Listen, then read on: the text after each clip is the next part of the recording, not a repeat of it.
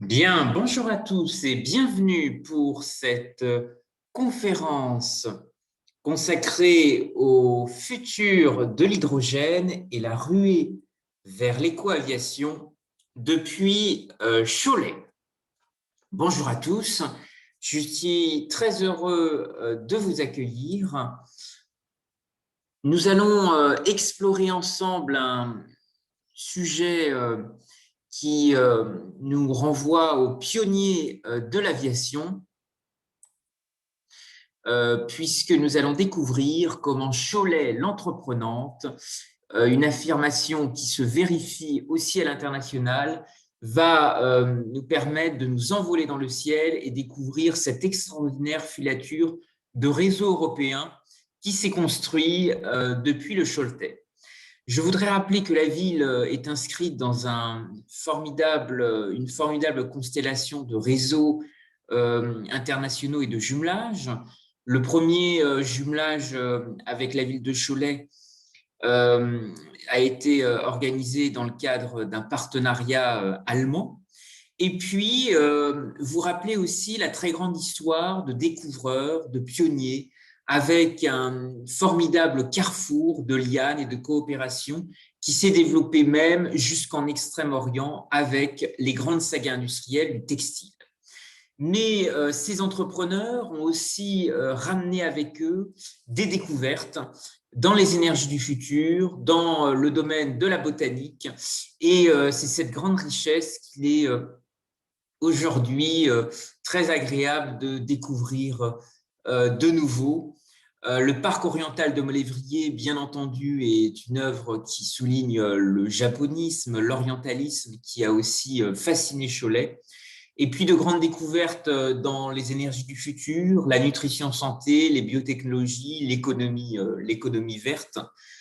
Mais peut-être aussi pour relier finalement ces territoires, ces continents, ces extrêmes, des temps pionniers extrêmement structurants, ce sont les temps pionniers de l'aviation. Et nous allons découvrir comment Cholet, le territoire, offre aussi un formidable jumelage entre ciel et terre, un carrefour d'économie circulaire au croisement des filières du textile. Un jumelage des symboles aussi avec la dimension silencieuse et éternelle de l'hydrogène, ce corps léger dans l'univers et l'audace de la conquête du ciel venue perturber ce qui semblait à jamais imperturbable. Alors, effectivement, comment le textile, comment les grands savoir-faire industriels de Cholet se sont reliés à l'aviation? Je voudrais vous rappeler le nom de quelques figures avant Roland-Garros, bien entendu, qui a passé son brevet de pilote à Cholet. Vous dire qu'en 1857, déjà, Félix Dutemple et son frère font décoller un premier avion motorisé à échelle réduite. C'est une formidable avancée. C'est un mouvement qui est à la fois inspiré par le textile, mais aussi l'horlogerie. Je me suis personnellement intéressé à ce sujet avec un arrière-grand-père qui a été bijoutier horloger d'abord dans la baie du Mont-Saint-Michel et il a voulu reconvertir ce savoir-faire horloger vers d'autres usages. Je vous ai résumé en bas de ces slides cette culture de l'innovation. L'horlogerie a besoin d'OPA, oser, préparer et anticiper l'avenir.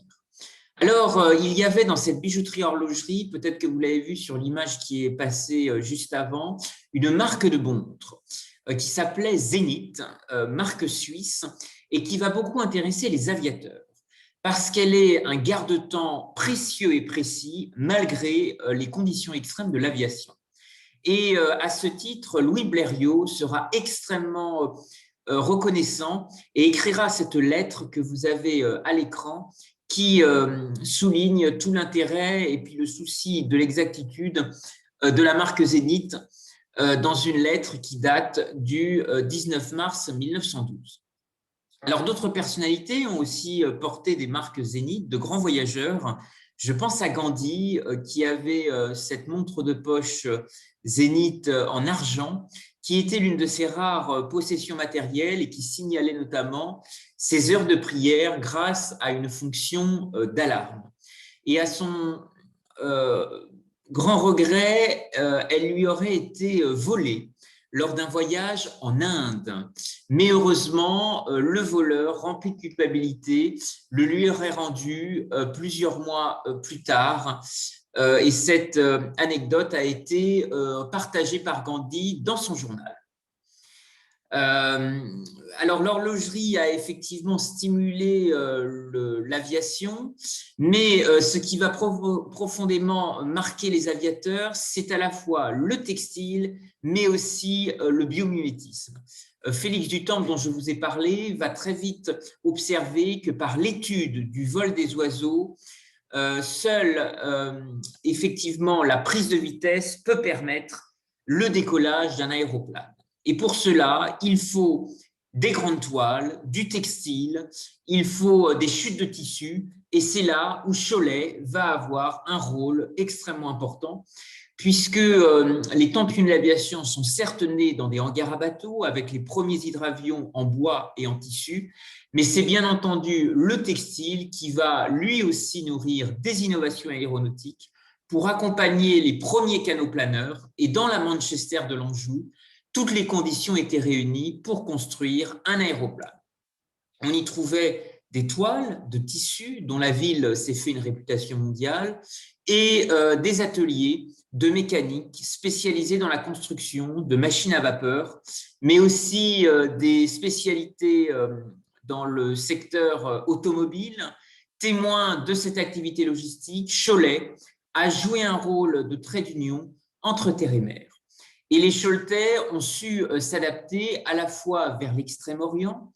Roland Garros venait d'une île de l'océan Indien, de l'île de la Réunion. Et peut-être que l'orientalisme, qu'on connaît bien aussi au parc oriental de Molévrier, signale combien le textile, la route de la soie a été aussi un formidable stimulant pour faire de Cholet un carrefour industriel entre l'Anjou et la Vendée militaire, avec l'industrie de la chaussure et l'industrie du textile que nous connaissons bien. Alors ici, vous avez le portrait de Roland Garros, qui effectivement est venu passer son premier brevet de pilote à Cholet. Il a été fortement en contact avec des filateurs de tissus industriels, et même si la production s'est arrêtée, a connu des crises, il y a eu un formidable élan entrepreneurial, des dynamiques d'innovation croisées qui se sont développées entre les acteurs du territoire et des pionniers de l'aviation comme Roland Garros, qui avait besoin de tissus pour leurs aéronefs. Alors, je vous parlais de cette marque Zénith qui a pour devise Time to reach your dream. Eh bien, l'aéroclub de Cholet, Osez votre rêve, est effectivement étroitement corrélé à cette expression, et c'est l'occasion aujourd'hui ensemble de débattre des opportunités de l'hydrogène et de l'écoaviation. À la fois parce que c'est un élan qui peut être extrêmement positif pour renouer avec les temps pionniers de l'aviation qui se sont développés dans le Choletais. Un carrefour logistique, un carrefour d'infrastructures depuis le début du XXe siècle. Le Cholet a été à la pointe du progrès avec le chemin de fer que vous voyez ici, et également de nouvelles innovations avec Nantes, puisque la ferme électricité sera dévoilée, la fée électricité sera mise en valeur lors d'une grande exposition nationale en 1924, mettant en valeur les efforts de mécanisation et les apports que peuvent justement proposer les énergies du futur dans la transformation des industries agricoles et agroalimentaires et l'ensemble des industries de mécanique. Alors, l'hydrogène aujourd'hui est une priorité des institutions européennes. Elle fait partie du Green Deal de la Commission européenne, et c'est un élément qui est très important à souligner. Vous avez ici le déploiement de l'agenda qui est prévu jusqu'en 2030 et qui est un véritable calendrier extrêmement ambitieux avec différentes étapes qui va bien entendu s'appuyer aussi sur un déploiement porté par les régions dans leurs compétences de développement économique. Et vous avez ici une carte des premiers projets hydrogène de cet écosystème en construction sur le territoire régional. Il y a un pôle extrêmement fort qui s'est constitué autour du Mans, dans la Sarthe, également un pôle Vendée Hydrogène et aussi dans le bassin industriel de Nantes-Saint-Nazaire, H2 Loire-Vallée qui s'est mis en place. Il est important de regarder aussi ce qui se développe dans d'autres territoires, puisqu'à l'échelle de Grand Ouest, d'autres régions souhaitent être moteurs en matière d'hydrogène et Cholet a été aussi un grand carrefour du Grand Ouest en attirant des pionniers de l'aviation. Ici, sur cette carte, vous avez ce qui est développé par la région Bretagne, c'est le plan hydrogène breton avec les différents pôles que vous pouvez voir sur cette carte. Il y a aussi ici en Normandie des dynamiques qui sont aussi développées. Je vous parlais de Félix du Temple, originaire de Cherbourg. Eh bien, effectivement, des aviateurs ont été au cœur du décloisonnement de territoires et il est intéressant de comparer comment les régions, finalement, envisagent de mettre en place cette politique hydrogène. Alors aujourd'hui, des innovations existent, c'est notamment le projet Green Peak qui vise à transformer l'urine de porc en hydrogène vert. 20 litres d'urine de porc permettent de produire 1 kg d'hydrogène vert. Ce kilo d'hydrogène permet de parcourir 100 km en voiture et la production à base d'urine de porc est en fait une électrolyse alimentée par des éoliennes, l'urine étant recueillie à la source puis filtré et ressort à l'état de carburant vert. C'est une dynamique intéressante qui certainement pourrait intéresser la filière porcine dans le Maine-et-Loire, mais aussi à l'échelle du Grand Ouest, en associant, comme je vous l'indiquais, région Bretagne et Normandie, parce que l'union fait la force et peut-être que l'hydrogène peut justement cristalliser des dynamiques d'innovation peu coûteuses. Alors, transformer effectivement l'urine de porc en hydrogène renouvelable, c'est possible. Et ce chemin industriel pourrait sans doute inspirer la route des biocarburants du XXIe siècle de l'hydrogène. C'est la question qui va peut-être stimuler le débat que nous avons ensemble. Est-ce que Cholet pourrait accueillir des taxis volants à l'image de nouvelles politiques d'innovation développées dans d'autres aéroports, par exemple, l'exemple de London City Airport au Royaume-Uni, ou même l'exemple plus récent de la ferme solaire développée à l'aéroport de Montpellier. Un éco-airport régional européen est un formidable élan qui pourrait effectivement développer des liens dans ce domaine. Alors, hydrogène et éco-aviation, quelles relations finalement ont pu exister et quelles dynamiques collaboratives ont pu émerger? Ce sont trois questions que je vous propose d'avoir ensemble en s'interrogeant finalement quels enseignements en tirer pour imaginer demain. Alors ici, vous avez effectivement ces premiers aéronefs, ces premiers avions avec le moteur qui a été développé par Léon Levavasseur, que vous avez à droite de cette photo et qui ressemble effectivement plus à un vieux loup de mer qu'à un aviateur. Mais voyez comme son modèle, son prototype est fortement inspiré d'une coque de bateau. Et c'est effectivement un élément extrêmement intéressant. Vous rappelez que les temps pionniers de l'aviation sont nés dans des hangars à bateaux et que la haute technologie navale a nourri des innovations dans le domaine aéronautique. Alors, bien entendu, le textile a été aussi un élément extrêmement fort. Vous le voyez ici sur ces premiers brevets déposés par Félix du Temple et notamment son prototype ici que vous pouvez apercevoir où on comprend assez bien comment les toiles utilitaires, l'industrie textile choltaise a pu être déterminante pour faire aboutir, pour faire germer ce genre d'engin. Alors, réfléchir aussi ensemble comment, dans la dynamique des jumelages, des échanges européens, la région Pays de la Loire a développé une coopération avec la province chinoise du Shandong et il existe un projet italien développé justement avec un constructeur chinois qui s'appelle Iwang. et qui développe des taxis autonomes volants et qui est en train de mettre en place un formidable projet de vertiport que vous avez ici en photo et qui est inspiré d'un arbre. Cet arbre, c'est le baobab. Et donc, l'Europe est peut-être effectivement un laboratoire pour travailler avec l'Extrême-Orient sur les traces de la route de la soie. Et sans doute que Cholet, grande cité textile, pourrait effectivement déployer ses ailes dans de nouvelles dynamiques, dans de nouvelles coopérations internationales, en s'appuyant sur les jumelages déjà existants. Alors, des pionniers de l'aviation, je voudrais bien entendu vous rappeler quelques noms. Roland Garros, c'est le plus connu parce qu'il a passé son brevet de pilote le 19 juillet 1910 à l'aérodrome de Cholet. Mais il y a aussi d'autres personnalités. Je pense à Antoine de Saint-Exupéry, dans la Sarthe, qui a passé son enfance au Mans, et le comte de Lambert, qui a été le premier à survoler la Tour Eiffel en avion. Léon Levavasseur, premier à produire des moteurs légers, puissants, indispensables au défi de l'aviation. Et puis, pas très loin de Cholet, on pense toujours à Marcel Brault, Manitou à Ancenis, puisque des innovations techniques ont été aussi développées dans le domaine des chariots élévateurs. Pas très loin, finalement, dans les terres de Normandie, dans le Grand Ouest, nous avons aussi de grandes personnalités dans la gouvernance de grandes entreprises à l'aéronautique.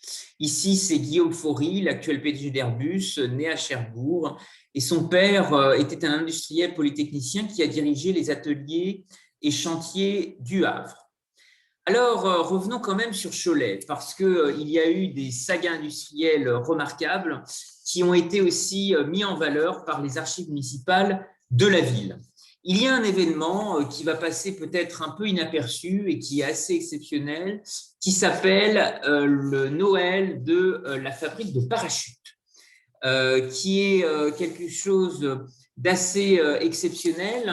La société Laviorex Dreyfus va notamment recruter de nombreuses femmes ouvrières en pleine crise du textile. Et lors d'un Noël, des chutes de tissu pour fabriquer des parachutes vont être réutilisées. Et on va se rendre compte qu'il est possible de développer de nouveaux usages, notamment des ballons à l'hélium. Alors, cela sera une micro-révolution dans le domaine de la filature, car on réalise qu'il est possible de transporter du gaz, et c'est peut-être là qu'il est possible aussi de faire germer de nouvelles innovations. Alors aujourd'hui, vous avez des startups qui se sont appropriées le sujet. Il y a notamment cet exemple de start-up espagnole qui entend proposer des voyages spatiaux en ballon d'hélium. Alors, en nous rapprochant aussi de notre territoire à l'échelle régionale, si effectivement l'hydrogène fait partie des alternatives pour encourager l'éco-aviation et une offre de transport aérien écologique, il existait également de nombreux projets développés dans le bassin industriel de Nantes-Saint-Nazaire. Beaucoup de brevets ont été déposés et l'un des grands groupes, notamment Air Liquide, a breveté énormément de procédés avant de les industrialiser. Air Liquide a par exemple exploré des mélanges de gaz de l'air. Cette entreprise faisait déjà tourner dans les années 60 des véhicules et des bus expérimentaux qui fonctionnaient avec des gaz liquéfiés. Cette entreprise a aussi développé d'autres pistes futuristes et encouragé des acteurs gaziers à aller vers d'autres découvertes et d'autres expérimentations. Il y a notamment des pistes futuristes qui ont été explorées comme l'optimisation des transports de méthane en chargeant les méthaniers vides sur le chemin du retour en CO2 pour produire dans les zones exportatrices, notamment le Qatar, qui est un grand exportateur de gaz naturel liquéfié, et le Golfe Persique, des agrocarburants de troisième génération type microalgues. Et puis également une relation avec le monde de l'exploration spatiale, puisqu'il existe un gaz qui est extrêmement léger dans l'univers, qui est l'hélium, et qui lui aussi intéresse des acteurs gaziers. Alors aujourd'hui, tous les pays du monde peuvent fabriquer des gaz liquéfiés. Il semblerait toutefois que Saint-Nazaire ait joué un rôle pionnier dans de nombreuses recherches, en particulier dans le champ de l'hydrogène, de l'azote, du propane et du gaz carbonique. Alors, il y a eu aussi une prise de conscience collective en 1979 lors de la catastrophe du pétrolier en Irlande, où 3 marins de Saint-Nazaire ont disparu. Un courrier avait circulé auprès des élus locaux de Loire-Atlantique pour interroger l'avenir de l'hydrogène.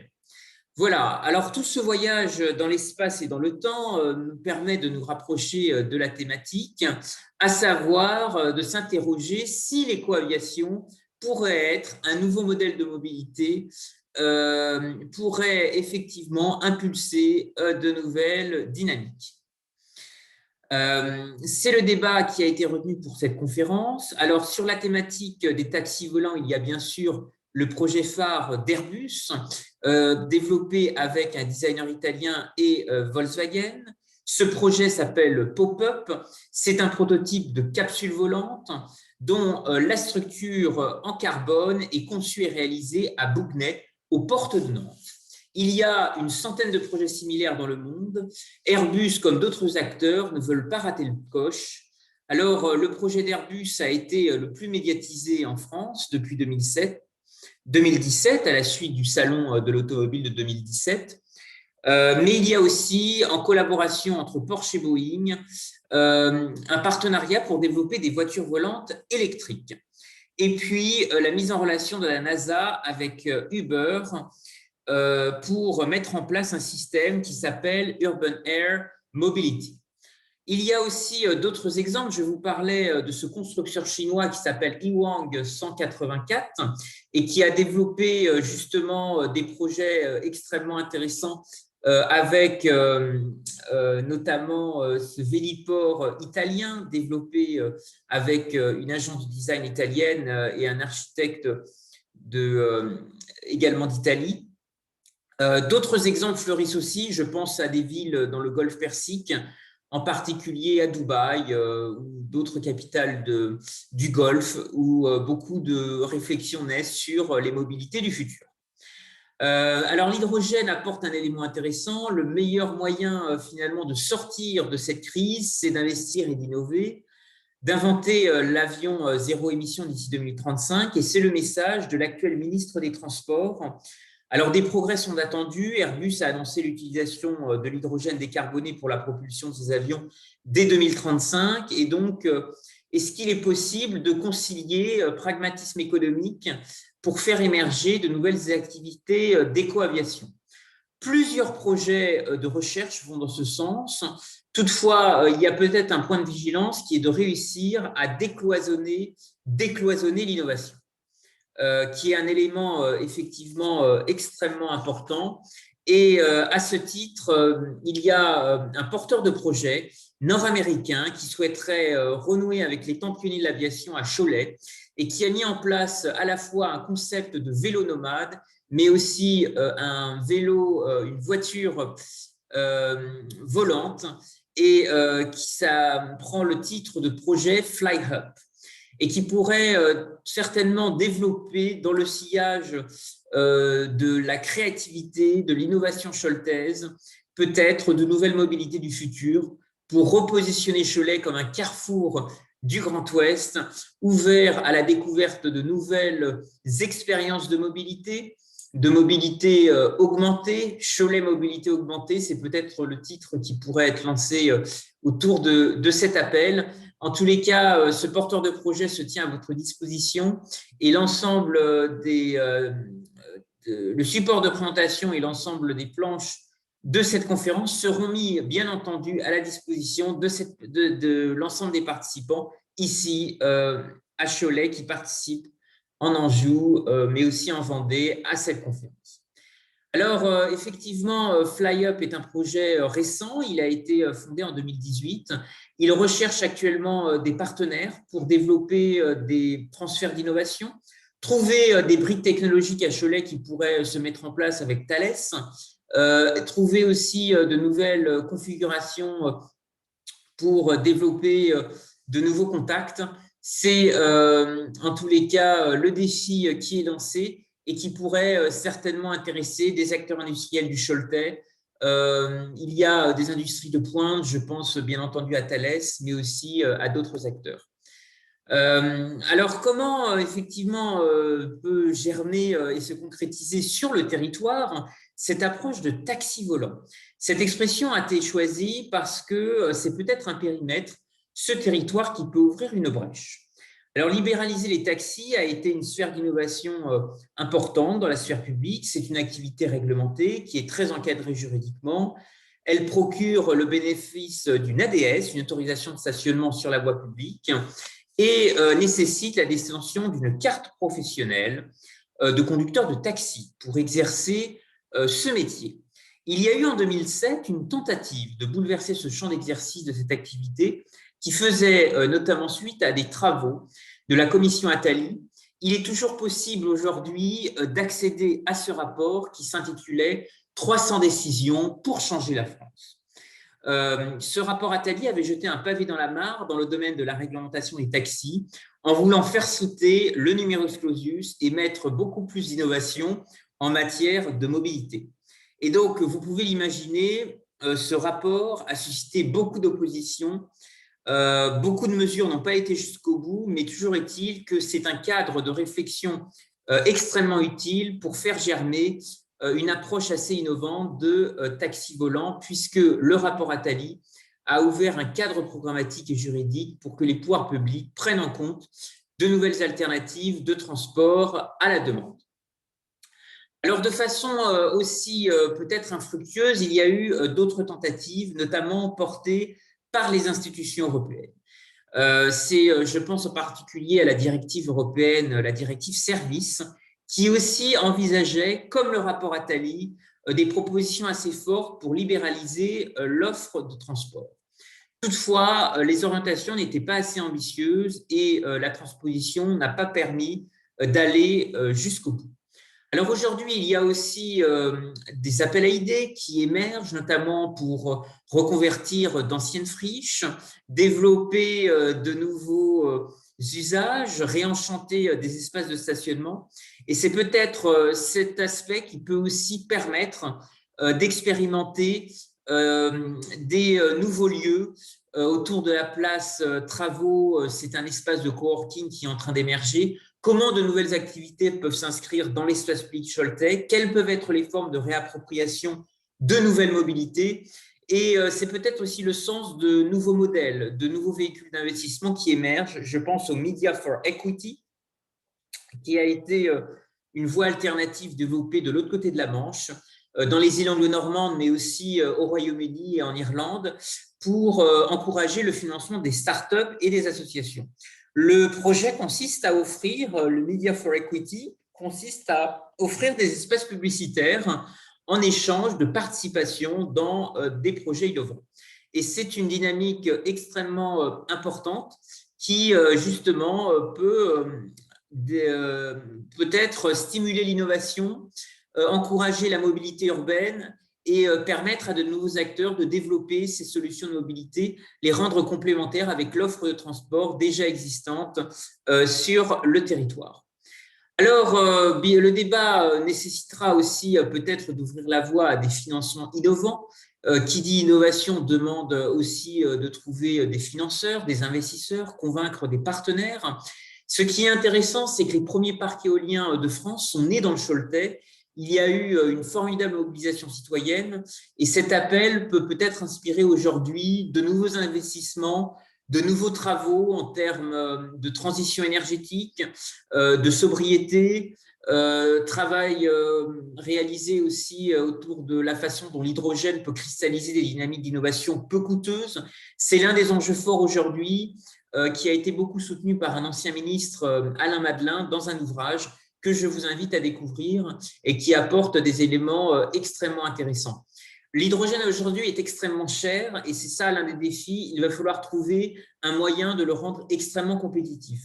Et souhaitons ensemble que ce grand passé souffle dans les voiles de Cholet pour devenir cette Babylone de l'hydrogène permettre de nouvelles dynamiques collaboratives, développer de nouveaux véhicules d'investissement et permettre des coalitions créatives d'acteurs comme il en existe déjà sur le territoire. S'inspirer peut-être des travaux effectivement d'Alain Madelin que je mentionnais en termes de transition énergétique, qui citait notamment l'existence de sociétés de services énergétiques inspirées autrefois des Sofergie en France, mais aussi déployées à l'étranger, aux États-Unis ou dans d'autres pays qui ont besoin de développer ce type d'investissement dans les clean tech, dans les énergies du futur, les énergies propres. Je voudrais vous laisser les références d'un site internet dans lequel vous pouvez suivre également des projets insolites qui se développent dans ce domaine et qui pourraient certainement redonner un nouvel élan à l'aérodrome de Cholet, au parcours exceptionnel de Roland-Garros et des traces qu'il a laissées effectivement au carrefour de l'Anjou et de la Vendée.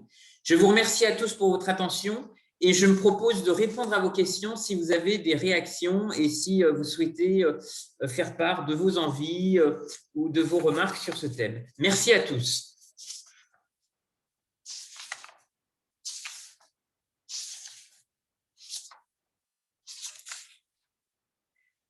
Est-ce qu'il y a des gens qui ont peut-être étudié un peu la vie de Roland-Garros ou son passage à Cholet ou peut-être les liens justement qui ont pu se développer avec le textile ou même la chaussure, le travail des matériaux biosourcés?